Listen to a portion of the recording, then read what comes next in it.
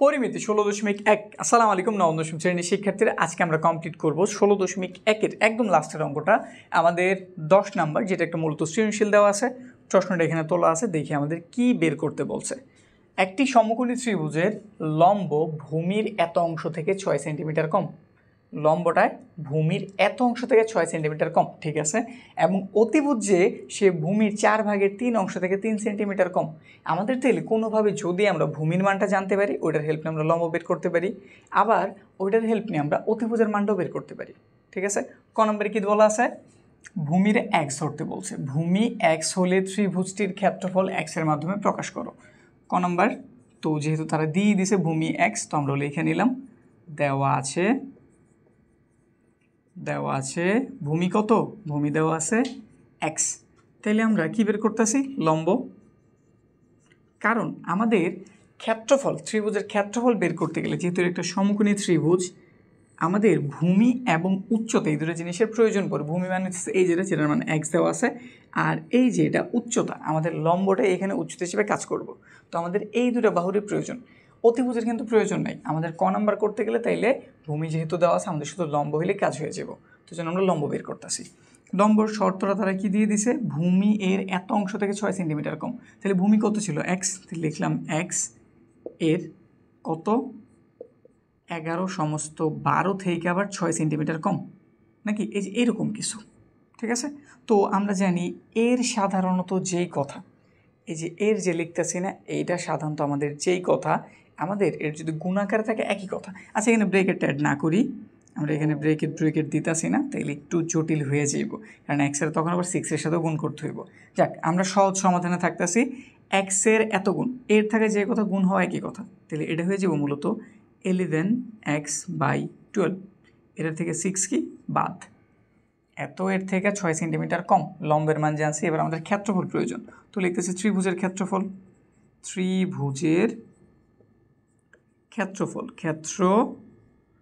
ক্ষেত্রফলের সূত্রটাকে আমরা জানি, হাফ ইন্টু ভূমি ইন্টু উচ্চতা। ভূমি কোনটা? এই যে এক্স। আর উচ্চতা কোনটা? উচ্চতা কিন্তু এই পুরোটা। তাহলে পুরোটা একটা জিনিস, যেহেতু তুমি অবশ্যই ব্রেকেট ব্যবহার করে লিখবা, ঠিক আছে। এই যে হাফ লিখছি, এটা হচ্ছে ভূমি, এটা হচ্ছে আমাদের উচ্চতা পুরোটা, এই জন্য আমরা এইভাবে লিখছি যাতে বোঝা যায়। এখন যদি একটু কাজ করি, আমরা এখানে দেখাই যেতেছে আমাদের 2 উপরের সংখ্যা, এক্স নিচের সংখ্যা, এক্স উপরের সংখ্যা, 2 নিচের সংখ্যা। এক্সের উপর দিয়ে দিলাম, 2 এর নিচে। আর এইখানে আমাদের যেহেতু একটা ব্রেকেট আছে, ব্রেকেটের ভেতরের কাজটা আগে একটু করে নিতে পারি। যেমন এইখানটাতে আমাদের 12 লিখলাম, 11x মানে লসাও করতেছি, এটার ভাগ করছি, 1 হয়েছে, 1 ধারে উপরে এটার গুণ করছি, যা আছে ঠিক তাই, মাইনাস এটা আমাদের সিঙ্গেল সংখ্যা, তাহলে আমাদের লসার সাথে ডাইরেক্ট গুণ হয়ে যাবে, মানে তার নিচে যেহেতু কেউ নাই, তাহলে এর জন্য ডাইরেক্ট কী হয়ে যাবো? গুণ। তাহলে কত? 6/12 হয়ে গেল। এখন একটু গুণ যদি করি, এখানটাতে পাওয়া গেল আমাদের 2, আর এখানটাতে আছে কত? 12 দোকানে কত হয়ে গেল? উপরে 24, আর এক্সের সাথে এটাও গুণ এটাও গুণ, তাহলে গুণ করলে কত হয়ে যায়? 11x² মাইনাসের 72x। ব্যাস, এটা আমাদের অ্যান্সার। চাইলে শুধু আমরা একটু ছোটো করতে পারি, কীভাবে? দূরে থেকে আমরা এক্স কমন নিতে পারি, এখানে 11x লিখতে পারি, এখানে 72 লিখতে পারি। যাক, লেখার প্রয়োজন নাই, যেটা লিখছি এটাতে আমাদের অ্যান্সার হয়ে যাব। আমাদের দেখাইতে বলছিল আমাদের ত্রিভুজের ক্ষেত্রফল কত, তাইলে আমাদের ত্রিভুজের ক্ষেত্রফল কত? এই যেটা। চাইলে শুধু এখানটাতে আমরা এককগুলি একটু অ্যাড করে দিতে পারি। যেমন আমরা এইখানে জানছি আমাদের লম্ব যে জিনিসটা লাস্টে বলেছে 6 সেন্টিমিটার কম, মানে পুরো জিনিসটা কিসে আছে? সেন্টিমিটারে। তাহলে এটা চাইলে একটু লিখে দিতে পারো সেন্টিমিটার। তাহলে আমাদের এক্স যে ভূমি, সে অবশ্যই সেন্টিমিটারে ছিল। আর ক্ষেত্রফল যখন তুমি লিখবা, তখন ক্ষেত্রফল থাকলে একটা কথা লেখা লাগে বর্গ সেন্টিমিটার। তো ফাইনাল যে অ্যান্সারটা পেয়েছে, এটা মূলত আমাদের এত বর্গ সেন্টিমিটার। ব্যাস, অ্যান্সার কিন্তু কমপ্লিট। তো আমাদের ক নাম্বার হইলো। এবার আমরা খ নাম্বারটার দিকে তাকাই। ভূমির দৈর্ঘ্য নির্ণয় করো। ভূমির দৈর্ঘ্য যেহেতু আমাদের নির্ণয় করতে বলছে, তাহলে এখানে এক্স, যেটা আমরা মূলত আর কি এই যে এখানটাতে এক্স ধরে নিয়েছিলাম, এটার মান যদি আমরা বের করতে চাই, তাহলে আমাদের লম্বের মানও প্রয়োজন আছে, আমাদের অতিভুজের মানও প্রয়োজন আছে। লম্ব অতিভুজ ব্যবহার করে আমরা একটা পিথাগোরাসের সূত্র করতে পারি, তাইলে আমাদের অঙ্কটা কী হয়েছে? ইজি হয়ে যায়। তো এই জন্য আমরা কয়ের একটু হেল্প নিতেছি। খ নাম্বার শুরু হইতেছে ক হতে আমরা যে মানগুলো পেয়েছিলাম ওগুলো দিয়ে। ক হতে আমরা কী জানছিলাম?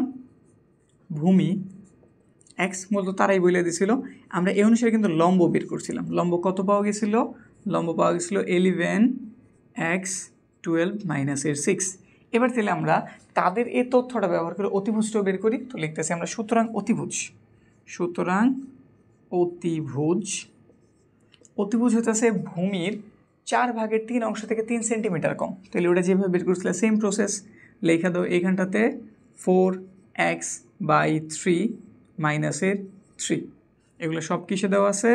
সেন্টিমিটারে দেওয়া আছে। সেন্টিমিটার হইল ভূমি জানছি, লম্ব জানছি, অতিভুজ জানছি। যেহেতু এটা আমাদের একটা সমকোণী ত্রিভুজ আমরা চাইলে পিথাগোরাস করতে পারি। আর পিথাগোরাসের সূত্র কি? অতিভুজের স্কোয়ার লম্ব স্কোয়ার যোগ ভূমি স্কোয়ার, মানে অতিভুজের স্কোয়ারটা আমাদের লম্বের স্কোয়ার এবং ভূমি স্কোয়ারের যোগফলের সমান। তো ওই তথ্য আমরা এখানে অ্যাপ্লাই করতেছি। আমরা লিখতেছি পিথাগোরাসের সূত্র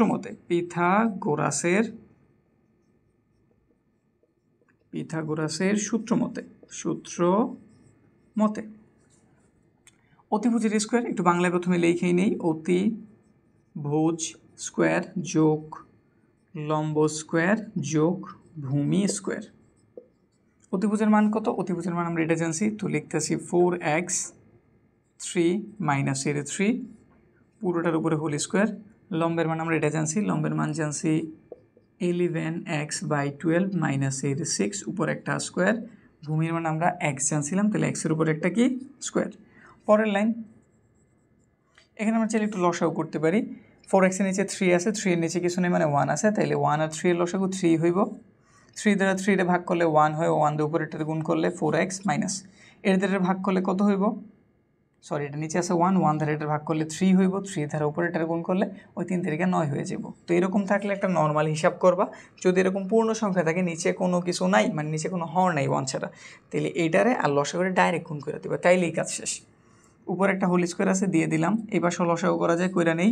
12 মতো 12 দিয়ে 12 ভাগ করছি 1 দিয়ে উপরেরটা গুণ করছি 11x। এটা আর এটা কি ডাইরেক্ট গুণ হয়ে যাব, তাহলে গুণ যদি করি কত হইব? 72। উপরে হোল স্কোয়ার, এখানটাতে আছে x স্কোয়ার। তারপরে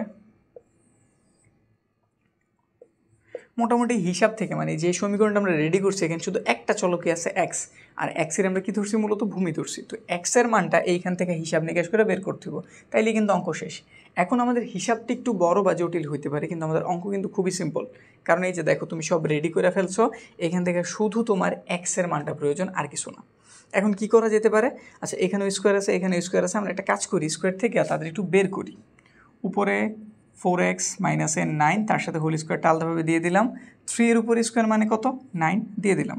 সমানের ওই পাশে আছে, উপরে আছে আমাদের 11x - 72, উপরে একটা হোল স্কোয়ার, নিচে 12 বর্গ কত? 12 বর্গ 144, সাথে আছে x স্কোয়ার।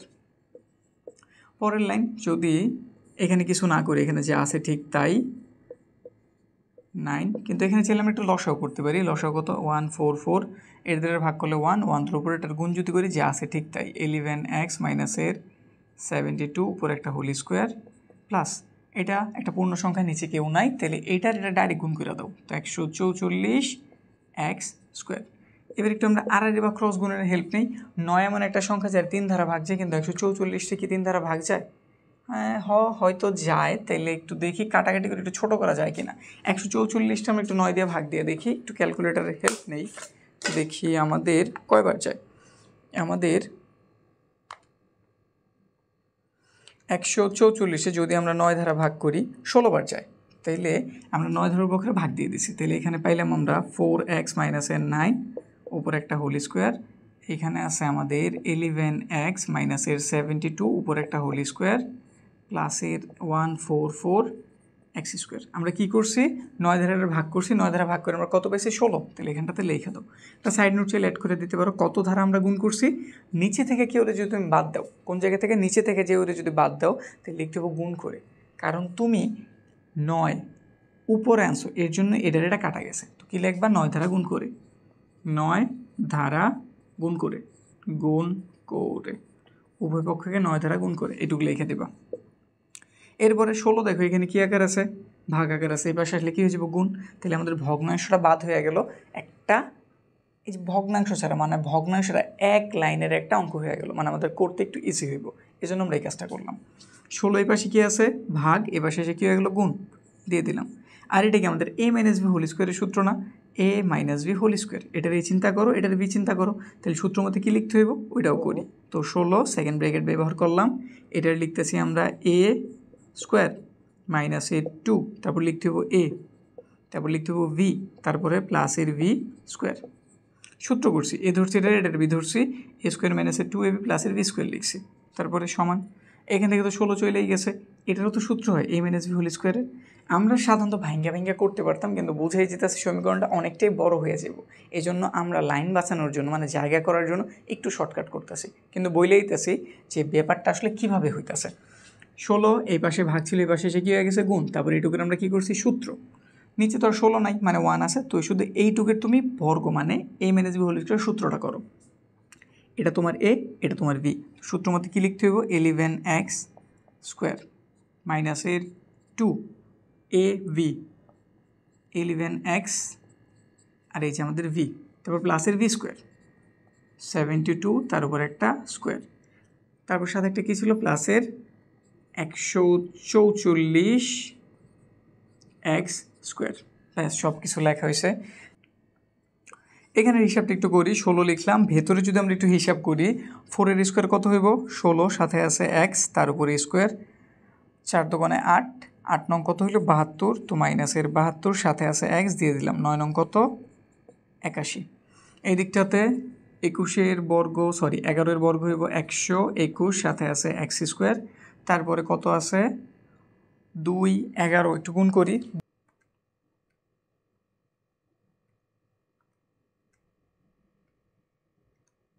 কত পাওয়া গেল এখানটাতে পাওয়া গেল 1584, সাথে আছে x দিয়ে দিলাম, তারপরে আছে 72, তার উপরে স্কোয়ার, তো 72 এর যদি আমরা স্কোয়ার করি মান পাওয়া গেল 5184, প্লাস এখানটাতে আছে 144x স্কোয়ার।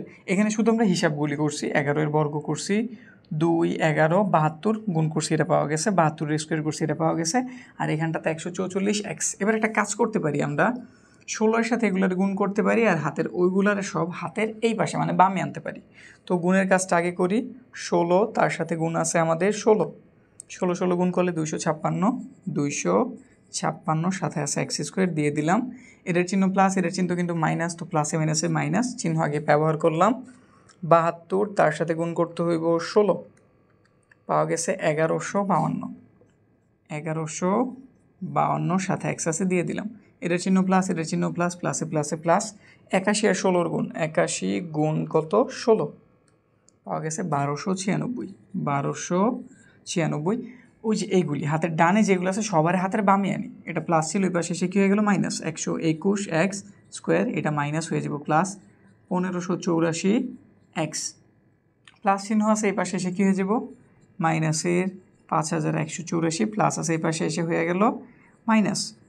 হিসাব মোটামুটি বড় হয়ে যেতেছে, কিন্তু এমন আহামরি জটিল কিছু না, তুমি শুধু দেখবা, চিহ্ন চেঞ্জ করবা, হাতে একটা ক্যালকুলেটর নিবা, গুণ করবা আস্তে আস্তে, ঠিক আছে, এর বাইরে তো আর কিছু না। এরপর একটু তাকাই পরেরটা, যদি আমরা একটু এক্স স্কোয়ারগুলির দিকে তাকাই, প্রথমে আমরা এই এক্স স্কোয়ারের হিসাবগুলি করতেছি, দেখি আমাদের এক্স স্কোয়ার কী কী দেওয়া আছে। এই যে এখানে একটা পাইছি 256, এখানটাতে পাইছি 121, এখানটাতে পাইছি 144, এই দুটো হয়েছে আমাদের মাইনাসের, তো প্লাসের হইতেছে 256, প্লাসের 256 আগে তুললাম, মাইনাস এখানটাতে পাইছি 121, তার থেকে আবার বিয়োগ করতেছি কত 144, মানে মাইনাসেরগুলি মাইনাস চিহ্ন দিয়ে যে এইভাবেই লিখছো, তোমরা এইভাবে ডাইরেক্ট করে দিবা, তারপর সমানে ক্লিক করো, মাইনাসের 9টা পাওয়া গেছে, তো লেখা দাও মাইনাসের 9x স্কোয়ার হইল। তারপরে আমরা এবার এক্সগুলোর দিকে তাকাই, এখানে আছে মাইনাসের 1152, এই যে একটা, তারপর আবার এক্স কই আছে, এক্সেরগুলি শুধু খুঁজতেছি, এই যে আরেকটা, এদের একটু যোগ বিয়োগ করি, এটা হচ্ছে আমাদের প্লাসের, এটা আমাদের মাইনাসের, প্লাসেরটা আমাদের বড় 1584, তার থেকে বিয়োগ হইতেছে 1152, কতটা পাওয়া গেল 432, প্লাসের 432x। এবার লাস্ট সংখ্যার হিসাব, এখানে আছে 1296 প্লাসের, আর আমাদের মাইনাসের আছে 5184, তার থেকে বাদ যেতেছে আমাদের 1296টা, এখানে পাওয়া গেছে আমাদের, যেহেতু আমাদের মাইনাসটা বড় ছিল তাহলে মাইনাসের 388 8, ওই পাশটাতে কত, কিছু নাই, 0। এখন দেখো এখানে 9 আছে, কোনোভাবে যদি এটার 9 দ্বারা ভাগ যায় বা এটার 9 দ্বারা যদি ভাগ যায় তাহলে অঙ্কটা কিছু অংশে ছোটো হয়ে যায়। তো একটু আমরা টেস্ট করি। প্রথমে এটার একটু ভাগ দিয়ে দেখি। আমাদের অ্যান্সারে ভাগ দিলাম 9 ধারা, গেছে 432 বার।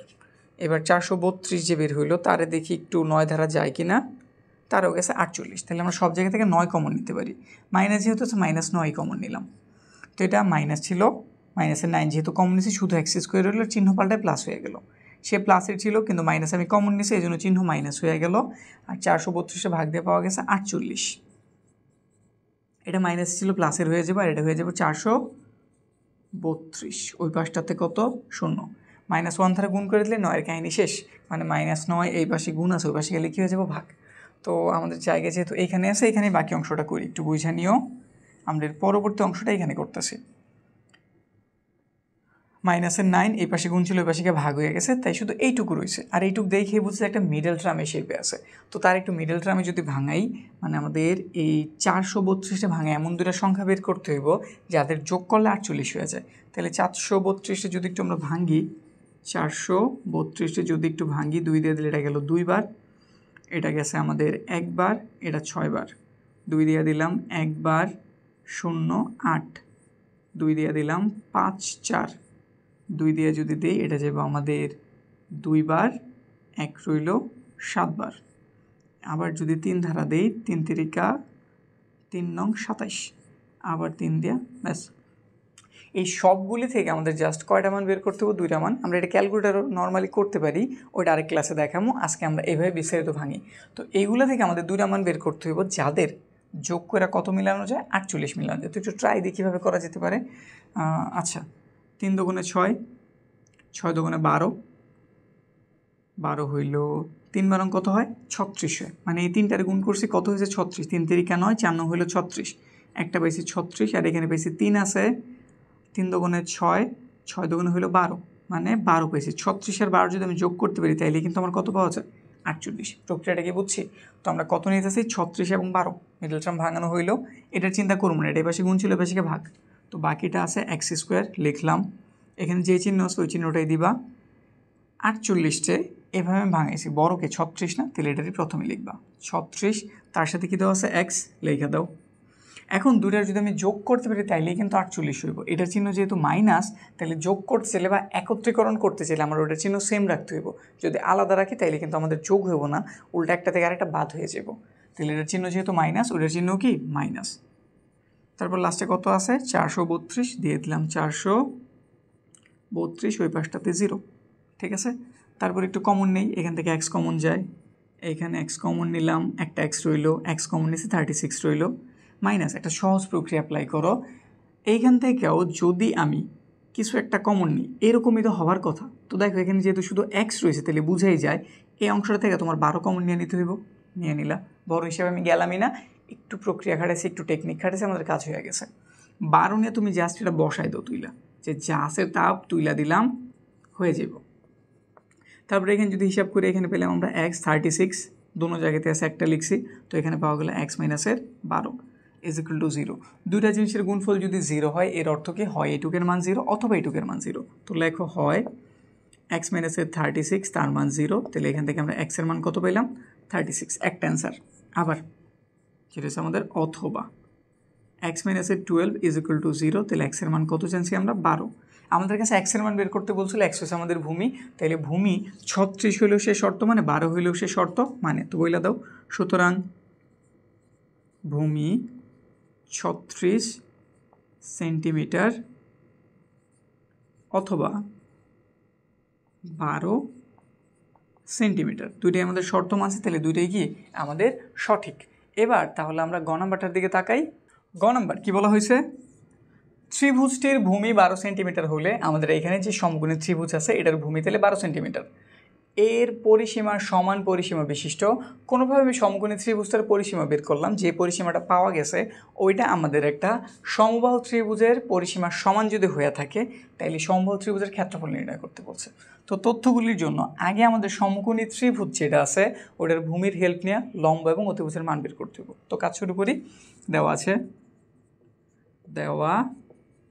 আছে ভূমির দৈর্ঘ্য, ভূমির দৈর্ঘ্য। ভূমিটা কতটুকু দিয়ে দিছে 12 সেন্টিমিটার, লিখলাম 12 সেন্টিমিটার। আমাদের লম্বর একটা সম্পর্কিত সমীকরণ দিয়ে দিছে, অতিভুজ বের করার জন্য একটা সমীকরণ দিয়েছে, যেগুলো আমরা অলরেডি ক নাম্বার এবং খ নাম্বারে বের করছি। তো আমরা লিখে নিতে পারি ক হতে, ক খ হতে। প্রথমে লম্বটা লিখি। লম্বের জন্য আমরা সমীকরণটা কী পেয়েছি? লম্বের জন্য আমরা পেয়েছি 11x/12 মাইনাসের কত 6 সেন্টিমিটার। মান বসায় দাও। 11 ইন্টু এক্সের মান 12, নিচেও 12, 6, 12 কেটে দিলাম, কত রইল 11, 6 পাওয়া গেল তাহলে 5 সেন্টিমিটার। এবার লম্ব জানছি, এবার অতিভুজ বের করি। এবং অতিভুজ অতিভুজটা কী দেওয়া আছে? অতিভুজ দেওয়া আছে 4x/3 মাইনাসেরও 3। 4 লিখলাম, এক্সের মান কত? এক্সের মান 12, নিচে হইতেছে 3।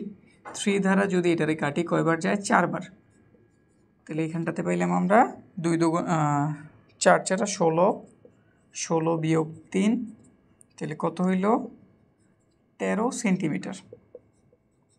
জানছি আমরা এখন ভূমির দৈর্ঘ্য জানি, লম্বের দৈর্ঘ্যও জানি এবং অতিভুজটারও জানি। তাহলে এবার পরিসীমা বের করি। সুতরাং সমকোণী ত্রিভুজের পরিসীমা, সুতরাং সমকোণী ত্রিভুজের কি বের করতেছি? পরিসীমা। পরিসীমা তিনটার কি করতে হবে? যোগ। পরিসীমা মানে আমরা জানি 3 বাহুর কি যোগফল। তো এখানে একটা হইতেছে 12, একটা হইতেছে আমাদের 5, আর একটা হইতেছে 13। তো যোগ করলে কত হয়? এখানে হয়ে গেল আমাদের 17, 18, 19, 20, 30। বুঝছি কী করছি? এখানে আমাদের 12 আর 5 যোগ করছি 17, 17 সাথে 13 যোগ করলে হয়ে গেছে 30 সেন্টিমিটার।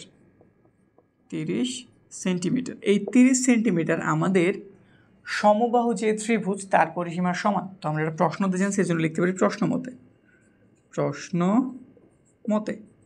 সমবাহু ত্রিভুজের পরিসীমা কত? 30। তো আমি যেহেতু পরিসীমা জানছি, পরিসীমা মানে কি? এর ধরো একটা সমবাহু ত্রিভুজ যার 3টা বাহু সমান, এটা যদি আমি এ ধরি, এটার এ ধরি, এটার এ ধরি, তাহলে পরিসীমা হইতেছে 3 মানে একটা বাহু আরেকটা বাহু আরেকটা বাহু, 3টা বাহুর যোগফল মানে 3 এই 3 এর মান হইতেছে 30। তো আমি যদি একটা বাহুর মান বের করতে চাই, তো লিখতেছি সমবাহু ত্রিভুজের এক বাহুর দৈর্ঘ্য।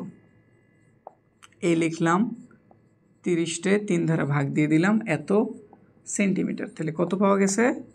10 সেন্টিমিটার। আমি কার মান জানি? আমি কিন্তু এখন এক বাহুর মান জানি। কার মান জানি? এক বাহুর মান জানি। আমাদের এবার ক্ষেত্রফল বের করতে হবে। তো লিখতেছি সমবাহু ত্রিভুজের ক্ষেত্রফল কত হইব? পুরোটা হইতেছে √3/4 a স্কোয়ার। √3 জায়গায় 4 এর মতো 4, আর এর মান কত জানছি আমরা? এর মান জানছি আমরা 10। 10-এর সাথে একটা কি আছে? স্কোয়ার। √3 এটা লিখলাম, এটা হয়ে গেলে তাহলে কত? 100। এটা দিলে কাটলে 25 বার যায়, আর 25 যদি আমরা √3-এর সাথে গুণ করি তাহলে কত পাওয়া যায়? 25 গুণ √3, মান পাওয়া গেছে 43.301। এত কি? এটা ক্ষেত্রফল বলছে না? ক্ষেত্রফল বললে একটা কথা লেখা লাগে এক্সট্রা, যার নাম হইতেছে বর্গ। বর্গ কি? সেন্টিমিটার। ব্যাস, আমাদের অ্যান্সার কমপ্লিট। আমাদের এই যে সমকোণী ত্রিভুজের হেল্প নিয়ে আমরা পরিসীমা বের করছি, ওই পরিসীমা বিশিষ্ট একটি সমবাহু ত্রিভুজের ক্ষেত্রফল কত হইব? 43.301 বর্গ সেন্টিমিটার। আমাদের তাহলে 10 নম্বর সৃজনশীল কমপ্লিট। এই পুরো অধ্যায়ের কমপ্লিট হয়েছে আমাদের সবগুলি করানো, একদম প্রথম থেকে এই পর্যন্ত সব। তো তোমরা যদি ওগুলো দেখে নিতে চাও, যারা ইউটিউবে আসো, এই কর্নারে ক্লিক করো, এখানে আমরা আই বাটন পুরো প্লেলিস্ট সেট করে দিছি। আর যারা অন্য কোনো প্ল্যাটফর্মে আসো, ডিসক্রিপশনটা চেক করো, অথবা তোমরা ইউটিউবে সার্চ করো প্রজন্ম কেয়ার। তাইলেই তোমরা পুরো গণিত বইয়ের একটা সাজানো গোছানো, পুরা একদম সাজানো গোছানো একটা প্রিপারেশন নিতে পারবা। তো আজকের ক্লাসে এই পর্যন্তই। সামনের ক্লাসে দেখা হইতেছে পরিমিতি 16.2 এর অঙ্ক নিয়ে।